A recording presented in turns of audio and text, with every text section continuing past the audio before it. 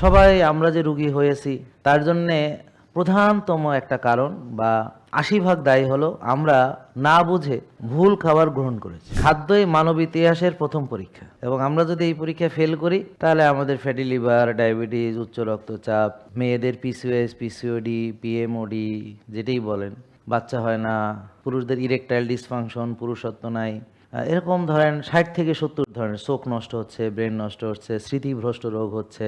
ওজন বাড়লে তো অনেক রকম রোগ হয়, ভুঁড়ি বড় হয়ে যায় তাতেও অনেক রোগ হয়, লিভারে চর্বি জমে অনেক রোগ হয়, এবং ইনসুলিন রেজিস্ট্যান্স হয়, কোষে ওভারলোড হয়, ডায়াবেটিস হয়, অ্যাথেরোস্ক্লেরোসিস হয়, অ্যাথেরোস্ক্লেরোসিসের ফলে ব্লক হয়, ব্লক হলে হার্ট অ্যাটাক হতে পারে, ব্রেন স্ট্রোক, প্যারালাইসিস হতে পারে, লেগে স্ট্রোক হতে পারে, চোখে স্ট্রোক হতে পারে, কিডনিতে, যে কোনো জায়গায় হতে পারে। আসসালামু আলাইকুম রহমতুল্লাহ। সবাই কেমন আছেন? আলহামদুলিল্লাহ, আমরা যে অবস্থায় আছি আলহামদুলিল্লাহ, কারণ আমরা যতটুকু চেষ্টা করেছি সুস্থ থাকার জন্যে, এবং আল্লাহ আমাদেরকে যতটুকু চেয়েছেন আমরা অতটুকুই ভালো থাকব। আর পৃথিবীতে আমরা যেরকমই থাকি না কেন, আমরা যেখানে যাব ওখানে আমাদের ভালো থাকার চেষ্টা করতে হবে, যেখানে আমরা চিরস্থায়ীভাবে থাকব। তো পৃথিবীতে আমরা কেউই চিরস্থায়ী নই, এটা আমরা জানি। তো প্রিয় দর্শক, যারা ফেসবুক, ইউটিউবে দেখছেন, কাইন্ডলি শেয়ার করবেন, সবাই কমেন্ট করবেন, এবং ফ্রেন্ডদেরকে ট্যাগ করেন। সঠিকভাবে শুনতে পাচ্ছেন কি না সেটা কাইন্ডলি একটু জানাবেন, এবং দেখতে সঠিকভাবে পাচ্ছেন কি না সেটাও একটু আমাদেরকে কাইন্ডলি জানাবেন। এবং আমরা প্রতিদিনই সবাইকে বলি যে যারা আমাদের এখানে এসেছেন, যেমন আজকে আপনারা এসেছেন, অনেকে অনেক দূর দূরান্ত থেকে এসেছেন, আগামীকালকেও হয়তো অনেকে এখানে আসতে পারবেন না চাইলেও, কারণ আপনারা সবাই ব্যস্ত, সবারই নিজস্ব একটা পরিমণ্ডল আছে এবং সবারই নিজস্ব একটা রুটিন আছে। তো কেউ সংসার নিয়ে, কেউ চাকরি বা ব্যবসা নিয়ে বা পড়াশোনা নিয়ে, আমরা সবাই যে যেখানে আছি, যে অবস্থায় আছি, আমাদের নিজস্ব কিছু ব্যস্ততা সবসময় থাকে। তো একটা দিন বাজেট করা এই ব্যস্ত জীবন থেকে, এবং দূর দূরান্ত থেকে অনেকে আসে, ঢাকার বাইরে থেকে কারা আসছেন, তো দূর দূরান্ত থেকে অনেকে আসে, এখন প্রতিদিন তাদের পক্ষে এখানে আসা সম্ভব নয়। তো এই মোবাইলটা আমরা ভালো কাজে লাগাতে পারি, আবার টিকটক দেখে হাসি ঠাট্টায় বিভিন্নভাবে আরও খারাপ খারাপ জিনিসও আছে, সেটাও দেখা যায়। তো কেউ চাইলে এখান থেকে শিখতে পারে, কেউ চাইলে এটা দিয়ে নষ্ট হইতে পারে। এটা হচ্ছে যার যার নিজের ব্যাপার। একটা ছুরি দিয়ে মানুষ হত্যা করা যায়, আবার ছুরি জীবন বাঁচাতেও কাজে লাগে।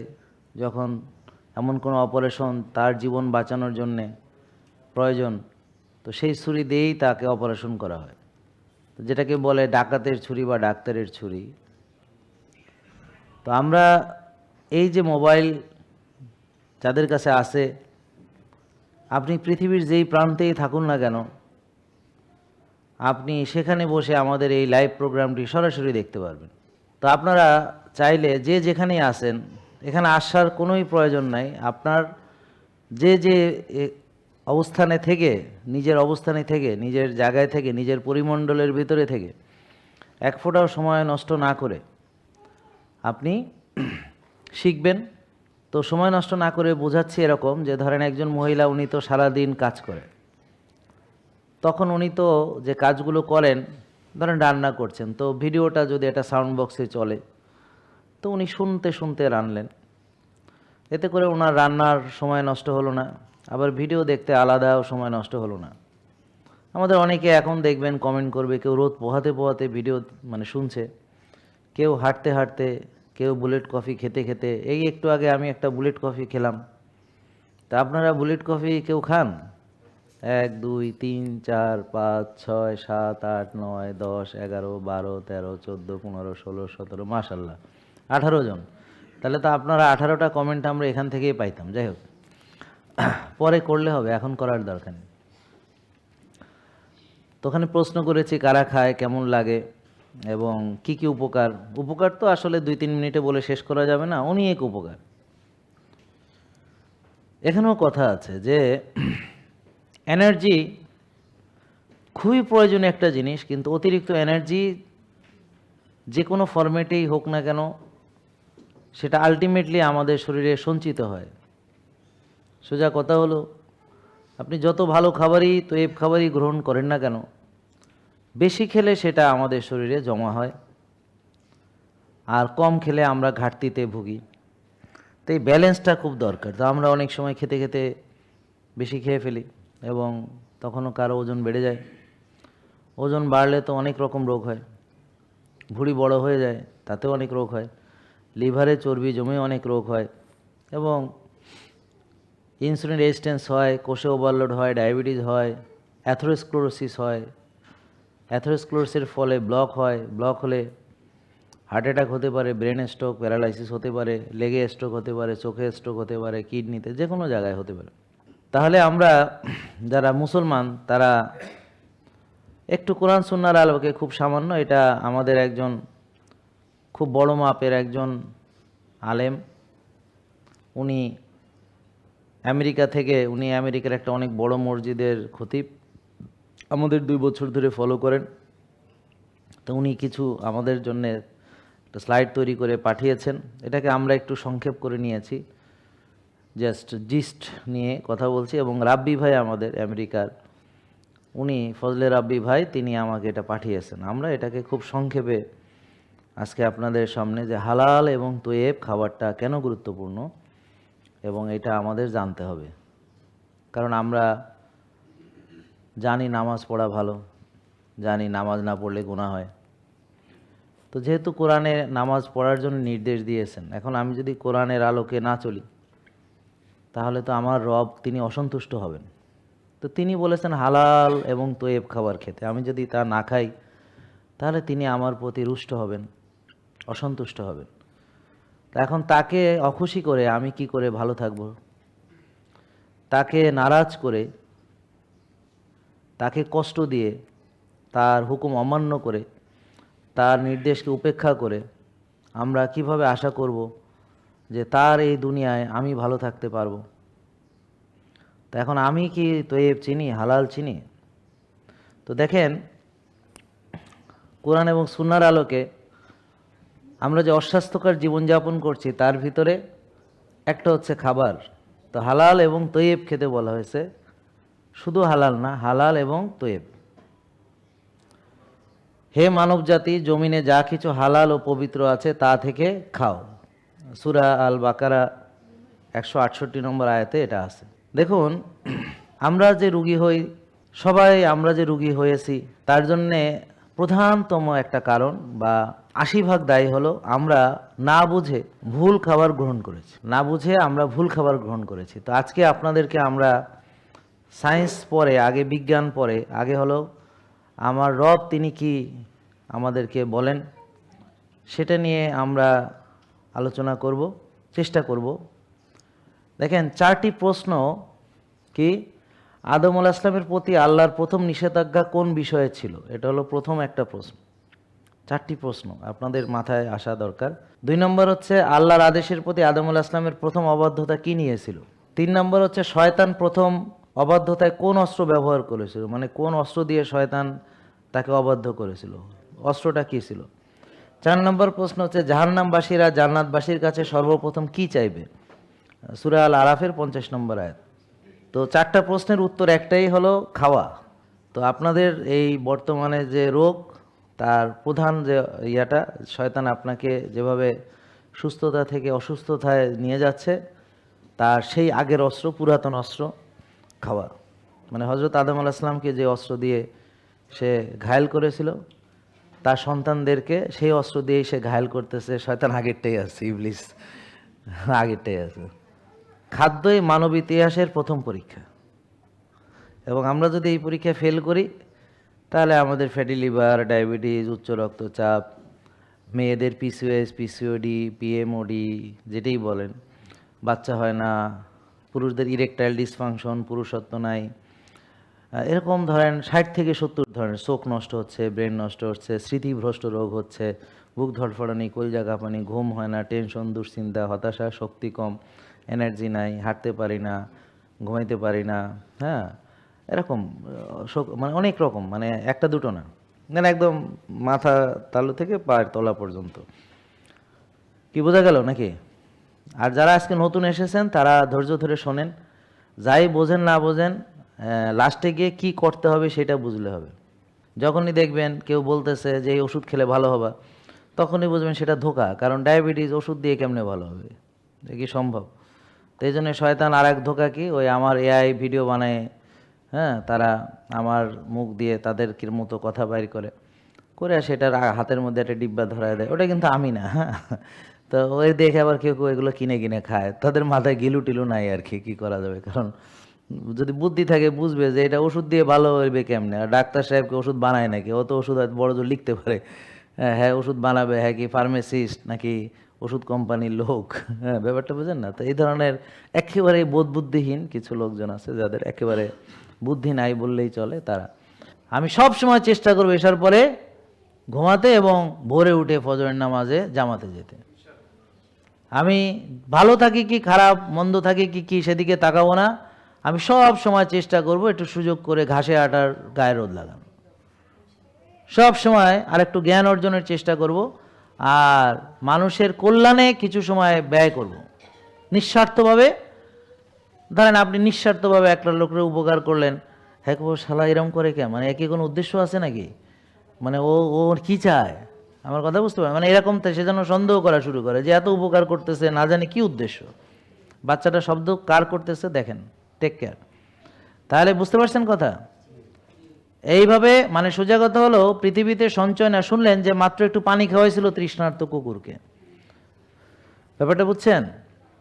তো দেখেন তাতে আল্লাহ খুশি হয়েছেন। তো এইভাবে নিঃস্বার্থভাবে প্রতিদিন আপনার 24 ঘন্টা, তার ভিতরে 1টি ঘন্টা মানুষকে নিঃস্বার্থভাবে হয়তো জ্ঞান বিতরণ, হয়তো তাকে কিছু ভালো পরামর্শ দেওয়া, কাছে শেখানো, বা দান সদকা হোয়াটএভার, মানে নিজের সেই সময় থেকে কিছুটা সময় অন্যের কল্যাণে নিঃস্বার্থভাবে নিজেকে বিলানোর চেষ্টা করতে হবে, নাকি বোঝেন নাই? যেমন আমি এই যে সেশন নিলাম প্রায় 2.5 ঘন্টার মতো হয়ে গেল, এটা হলো আমার নিঃস্বার্থ সেবা, আমি বিনিময়ে আশা করি না। তবে আপনারা যদি খুশি হয়ে দোয়া করেন, রোগমুক্ত হয়ে দোয়া করেন, সেটাই আমার চাওয়া। বাট আপনি বললেন যে স্যার আপনার এই যে মাটির বাক্স কই, আমি কিছু টাকা দিব, সেটার কোনো সুযোগ নেই, আপনি চাইলেও দিতে পারবেন না, আর যদি বিকাশ নাম্বার খোঁজেন সেটাও পাইবেন না। তা আমি আল্লাহর রহমতে কারো দান সদকা অনুদান এগুলো আমি চাই না, নাকি বোঝেন নাই কথা?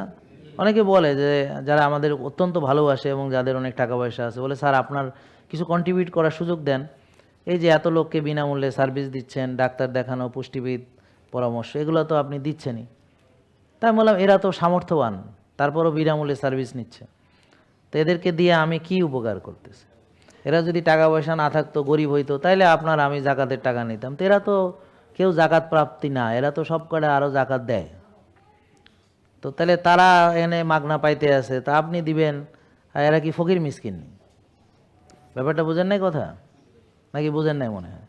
যদি ফকির মিসকিন হইতো তাইলে আপনার অনুদান নিয়ে আমি এগুলো সেবা করতাম, নাকি বুঝেন নাই মনে হয়? তো যাই হোক, ওটা বোঝারও দরকার নেই। সোজা কথা হলো আমি চাই আপনারা এই সেবাগুলো নিয়ে মেনে জ্ঞান অর্জন করে নিজে যখন ভালো হবেন দোয়া করেন আমাদের জন্য। এটা করলে তো আর কোনো টাকা পয়সা লাগবে না, নাকি? তো সেই দোয়াটা করেন। আর এখনও যারা ভালো হননি কিন্তু আজকে নতুন এসেছেন, তারা এই যে শিখলেন কিছু জিনিস, নাকি এর জন্য দোয়া করেন যে কিছু তো শিখলাম, মানি না মানি শিখছি তো, নাকি বুঝেন নাই? আর যারা এই কি খাবেন তয়েব কার জন্য কোনটা রিপোর্ট বলে দিবে, ইনসুলিন বেশি ভাত তয়েব হবে না, খেজুর তয়েব হবে না, মধু তয়েব হবে না, সুগার বেশি এগুলো তয়েব হবে না, আবার সুগার নর্মাল, সব নর্মাল, যত পৃথিবীতে হালাল তয়েব যা আছে সব আপনার জন্য ঠিক আছে, নাকি বুঝেন নাই? সিম্পল। কতটুক খাবে, যতটুক খেতে রাসূল সাল্লাল্লাহু আলাইহি ওয়াসাল্লাম বলেছেন, আর খেয়ে সেটাকে ব্যবহার করব, বার্ন করব, ব্যায়াম করব, কায়িক শ্রম করব এবং রোজাও রাখবো, এবং প্রচণ্ড ক্ষুধা লাগলে খাবো, ওই যে সীমিত, এই আর ক্ষুধা থাকতে থাকতে খাওয়া শেষ করব, গাড়া করে খাবো না। কি বোঝা গেল? আর সঠিক সময়ে ঘুমাবো, নিজের যত্ন নেব, নিজেকে ভালোবাসবো, আর মানুষকে ভালোবাসবো, পৃথিবীকে ভালোবাসবো, আর সবচেয়ে বেশি ভালোবাসবো আল্লাহ এবং তার রাসূল সাল্লাল্লাহু আলাইহি ওয়াসাল্লামকে, এবং তারপরে নিজেকে এবং তারপর সবাইকে, এইভাবে আস্তে আস্তে, বুঝতে পারছেন? কারণ কি, যে আপনার নিজের জীবনের চাইতে আপনার আল্লাহ এবং তার রাসূল সাল্লাল্লাহু আলাইহি ওয়াসাল্লাম এদেরকে আপনি বেশি গুরুত্ব যদি না দেন, তাহলে আমরা আর ইমানদার থাকতে পারি না। তাহলে আমার জীবনের চাইতে এটার গুরুত্ব বেশি। এরপর হলো নিজের জীবন, কারণ নিজের জীবন বাঁচাইতে আল্লাহ কইছে তুমি হারামও খাইতে পারো, সমস্যা নেই। তার মানে এটা খুব ইম্পর্টেন্ট। তাহলে এটাকে আমরা এভাবে ব্যাখ্যা করব যে ধরেন আপনার ক্যান্সার হলো, আপনি পুরুষ, পরিবারের একমাত্র ইনকাম করেন, তো এখন পরিবার পুরোটাই শেষ হয়ে যাবে আপনার, আপনি তো মারা যাবেনই 5 বছর পরে, 4 বছর পরে, নিশ্চিন্ত থাকেন। আর ট্রিটমেন্ট করতে করতে আপনি যা আছে ফতুর হয়ে ভিক্ষা করতে করতে, আত্মীয় স্বজন পরে করে পরে আপনার ছেলে সন্তান ওই মসজিদের সামনে দাঁড়ায় দাঁড়ায় ভিক্ষা করবে, নাহলে ফেসবুকে টাকা তুলবে, ইউটিউবে টাকা তুলবে, নাহলে বিকাশ নাম্বারে টাকা তুলবে। তো সোজা কথা হচ্ছে, আপনি যাই ইনকাম যাই করছেন কোনোটাই যথেষ্ট হবে না। অথবা আপনার হাজার হাজার কোটি টাকা আছে, পরিস্থিতি এমন হবে যে আপনি 1 ফুট অক্সিজেন পাবেন না, দেশের বাইরে যাইতেও পারবেন না। তো এরকম একজন হাজার হাজার কোটি টাকার মালিক একজন বলেছিল যে আমার সব সম্পদ দিলেও আমাকে একটু অক্সিজেন ব্যবস্থা করো, কিন্তু তিনি পৃথিবী থেকে বিদায় নিয়েছেন, এটা সম্ভব হয়নি। আপনারা ভালো করেই চিনেন। সোজা কথা হলো, সে তখন বিদেশেও যাইতে পারেনি। তো পরিস্থিতি এমন হয়ে যাবে যে আপনার আর কিছু করার থাকবে না। তো এই জন্য আল্লাহ আপনার বলেছেন যে তিনি জমিনকে আপনার জন্য সংকীর্ণ করে দিবেন। তো আমরা এই সংকীর্ণর অনেক রকম অর্থ আছে, তার ভিতরে একটা যেটা আমি বুঝি, যে ওই যেমন উনি চাইলেও বিদেশ যাইতে পারতেছেন না, এরকম একটা ওনার জন্য সংকীর্ণ হয়ে গেল না। আর একটা হলো, আপনি যে এত খান, এখন আপনার খাওয়াই বন্ধ হয়ে গেছে, আমি নাকে নল দিয়ে আপনার খাওয়াইতে হয়, বুঝলেন না কথা? হ্যাঁ, খাওয়াই বন্ধ হয়ে গেছে, এখন আমার ডাক্তার নাকে নল দিয়ে তারা খাওয়ায়। অথচ এতদিন খাওয়ার জন্য, ওরে বাবা খাওয়ার কম কইতে কইছি বলে আমার উপরে খেপে গেছে গা, বলে উনি ভাত খেতে নিষেধ, উনি কে? আমার টাকা আমি খাবো একে। হ্যাঁ, আর এখন খাওয়া বন্ধ হয়ে গেছে। তো মনে রাখবেন, আপনারা আজকে থেকে 10, 15, 20, 30, 25 বছর পরে আপনার কি হবে এখন থেকে ভাবেন। আর আজকে আপনারা যে এসেছেন, আপনাদের যত প্রবলেম, এগুলো হচ্ছে আপনাদের নিজ হাতের কামাই, যা আপনি বিগত দিনে করে এসেছেন, নিজের প্রতি জুলুম, অত্যাচার, নির্যাতন, সেটা এখন ভোগ করতেছেন। যে খবিশ খাবার খাওয়া, বারবার খাওয়া, টেনশন করা, রাত জাগা, ব্যায়াম না করা, নিজের যত্ন না নেওয়া, অনিয়ম বিশৃঙ্খল জীবনযাপন করা এবং রিপিটেডলি ওষুধ খেয়ে খেয়ে রোগ পুষে নিজেকে আরও বড় রোগী বানানো, এটা হলো আপনার নিজ হাতের কামাই। এবং আগামী 5 বছর পরে আপনি কেমন থাকবেন, সেটা হলো আজকে থেকে আপনি ব্যায়াম করবেন কিনা, সঠিকভাবে খাবার খাবেন কিনা, রোজা রাখবেন কিনা, নিজের যত্ন নেবেন কিনা, ব্যাপারটা বুঝছেন? এইটার রিফ্লেকশন। ডু আন্ডারস্ট্যান্ড নাকি বুঝেন না? তা আল্লাহ বলছে তোমরা নিজ হাতে নিজেকে ধ্বংস করো না। আল্লাহ বলেছেন তোমরা সীমা লঙ্ঘন করো না। আল্লাহ বলেছেন যে আমরা যেন সুস্থতার যত্ন নিই, স্বাস্থ্যের যত্ন নিই, এবং আল্লাহর দেওয়া সর্বশ্রেষ্ঠ রিজিক হচ্ছে সুস্থতা। এবং মুসা আলাইহিস সালামকে আল্লাহ বলেছেন, ওই যে মুসা আলাইহিস সালাম তো ওই যে বললাম না, আদুরি নবী জিজ্ঞেস করছে, আল্লাহ তুমি হলো মুসা, আমি হলাম আল্লাহ, তো আমার কাছে কি চাইতা? কি? সুস্থতা। মানে উনি বুঝাইতে চাইছেন যে তোমার সবচেয়ে বড় নিয়ামতটা কি? তাহলে কি? সুস্থতা। তা চলেন আমরা সুস্থতার জন্যে চেষ্টা করি। কি বোঝা গেল? তা আপনি শক্তি অর্জন করবেন, কিন্তু শক্তি চর্চা করবেন না। আপনি অলসতা বিলাসিতা করবেন আর বিশাল শক্তিশালী হয়ে উঠবেন, আর অখাদ্য কুখাদ্য কালি খাইবেন আর দুর্বল হবেন না, নষ্ট হবেন না, রোগী হবেন না। যদি আপনাদের এই চিন্তা এখনও অবশিষ্ট থাকে, তো সেটাকে জলাঞ্জলি দেন, কবর রচনা করেন, করে নিজেকে আবার বিশুদ্ধ করার জন্য রোজা রাখুন, আবার ব্যায়াম করুন, ঘাম ঝরান, পবিত্র খাবার থেকে খাবার গ্রহণ করুন, পরিমিত খান, ভালো ঘুমান, আর তাহাজ্জুদ পড়ে চোখের পানি ফেলে আল্লাহকে বলুন, আল্লাহ তুমি আমাকে রোগমুক্ত করে দাও, তুমি আমাকে সুস্থ করে দাও। কারণ ওই আল্লাহর কাছে দোয়া করার পূর্ব শর্ত হচ্ছে তৈব খাবার খাওয়া। কি বোঝা গেল কথা? দোয়া কবুলের পূর্ব শর্ত। তা আমার মনে আশা করি আপনারা বুঝতে পেরেছেন, এবং আপনারা আজকে আমাদের সেবাটা গ্রহণ করুন। ডাক্তার, পুষ্টিবিদ তারা যে পরামর্শগুলো দেয়, দেখে 1টা মাস মেনে, সুন্দর করে মেনে, যা পারেন না পারেন আবার আসেন। এইভাবে আস্তে আস্তে আপনি বুঝেন, শেখেন, শিখে শিখে অন্যদেরকেও বলেন। এভাবে যেমন আজকে যা শিখছেন এগুলো অন্যকে বলেন, এভাবে আগামীকাল যা শিখবেন আবার বলেন। এভাবে আপনি দাওয়াতি কাজ শুরু করে দেন, তাতে করে আমাদের দুনিয়া এবং আখেরাত দুটোতেই কল্যাণ হবে। রব্বানা আতিনা ফিদ দুনিয়া হাসানা ওয়া ফিল আখিরাতি হাসানা ওয়া কিনা আযাবান্নার। আমিন। আসসালামু আলাইকুম ওয়া রাহমাতুল্লাহ। জেকে লাইফস্টাইল লিমিটেড, ওষুধ মুক্ত সুস্থ জীবন।